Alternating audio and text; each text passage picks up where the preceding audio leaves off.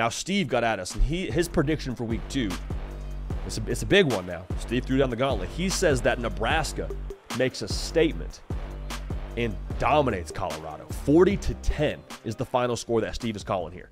Now, we have Nebraska winning this game, but I will say this. I think a Nebraska definitive win and a Colorado definitive win are both in the bag of possibilities that you could pick out here when it comes to how this game could play out.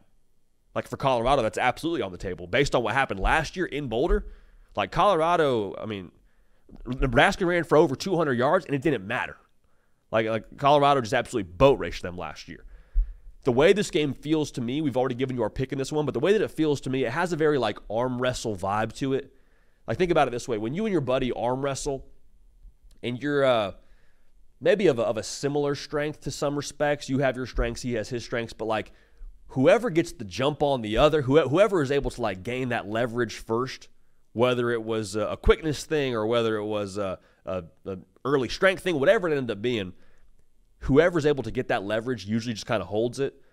And it may not be a thing where either one eventually takes the other down to a definitive, decisive victory, but like you're just hanging out for 4.5 minutes, just like your buddy's got you at a 45-degree angle, trying to just push and push and push. Like that could be the situation in this game. Whoever gets leverage first, whether it be Colorado getting out to a 10-point lead or Nebraska getting to a 10-point lead, I don't think you want to chase Colorado, and I don't think you want to have to play against Colorado or play against Nebraska's rushing attack if they've got a 10-point advantage and leverage on you. So we'll see what happens there.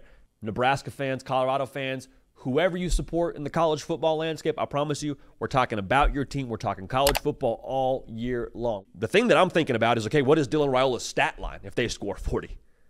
Because I have to believe, as good as I think Nebraska is going to be running the football in this game, if you score 40, he probably had a big day through the air. And there's no other way around it. Like Nebraska, in that sense, I think, would have played really complimentary football, probably ran the ball effectively, but then once Colorado started trying to stack the box and commit resources at that point, and then Dylan Raiola is probably going over the top, got Isaiah Nayor, got Jamal Banks, got somebody pushing the ball deep for him to go and make some big plays and make Colorado pay. If that's the case, like, it's going to be very, very good vibes in Lincoln, and there's going to be a lot of good feelings around what Dylan Raiola is. To put it more, maybe a more specific point on this for Nebraska going forward, if Dylan Raiola is able to have a stat line where Nebraska scores 40 points, think about just the overall like poise and swag and intangibles and just it factor you have to have in this spot. Because that's one of my questions going into this game is like, hey, as talented as Dylan Raiola is, true freshman, it's his second start.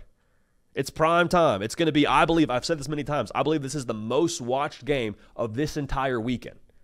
And you got Texas and Michigan playing each other, two of the most massive brands in the sport, with Coach Prime and with Nebraska having the rabid fan base they do. Like, this is going to be, I believe, again, like the show of all shows in this one. So if he ends up showing out in this kind of a spot, think about just like the ice water it takes in his veins to be able to contribute and to be able to deliver in a moment like this. That would say a lot. Now, if you hold Colorado to 10, it probably means that you were able to have a great showing against the run, which we expect Nebraska to do. Not to say anything of, Colorado's run game, but Dallin Hayden had 20 rush yards last week, and he was the leading rusher. So got to improve a little bit there if you're Colorado. We like Nebraska in the run defense. It also probably means you got after Shedeur Sanders pretty well. We still have some reservations around that offensive line for Colorado. I know they only got sacked one time against North Dakota State, but still, man, like there was a few too many times I'm watching Shedeur Sanders pick himself up off the ground, takes a shot to the chin, and credit to him, man. He stood in there and he took shot after shot and kept getting up. But like, I think if they hold him to 10 points, they're probably got after Shedeur Sanders at a pretty effective rate. But even with that being said, as much as you can get after Shedeur Sanders, as much as you are maybe playing against the run at an effective clip, I don't know how this would happen unless your secondary just has an electric showing. Because it's not just that they got Travis Hunter, it's that they got Travis Hunter and Jimmy Horn and just a myriad of other weapons. And they're going to throw the football against Nebraska. That is going to be a point. I said it in our prediction video. I don't know how you slow down Colorado's passing attack. Even in our game prediction, I don't think Nebraska does slow down Colorado's passing attack. But if they do, and again, if they hold them 10 points, that would, I think, have to be the case. What a progress point for Nebraska. Because last year in this game, Shedeur Sanders went for 396 yards. Colorado scored 36 points. Think about the pep in your step and the confidence that builds for you if you're Nebraska in the secondary going into games against Ohio State with Jeremiah Smith and Emeka Egbuka on that side of the football for the Buckeyes. And USC, Miller Moss threw for darn near 400 yards. Think about what that would say about Nebraska and their secondary in terms of the progress point and the way they have improved since Matt Rhule's gotten there. Now, statistically, Nebraska was really good defensively last year. So don't hear me trying to tell you that this is some massive quantum leap for Nebraska to defend the pass well. That's not what I'm saying. But I do think, based on last year and based on who they have left to play on the schedule from a quarterback wide receiver perspective, this would be a nice little progress point for the folks out there in Lincoln. Now, zooming out further, the measurable progress of what Matt Rhule has done in Lincoln, if you're going to go out there and have a definitive 30-point victory over Colorado, which, again, 30 points is a lot. I mean, if you win the game by double digits, consider that definitive.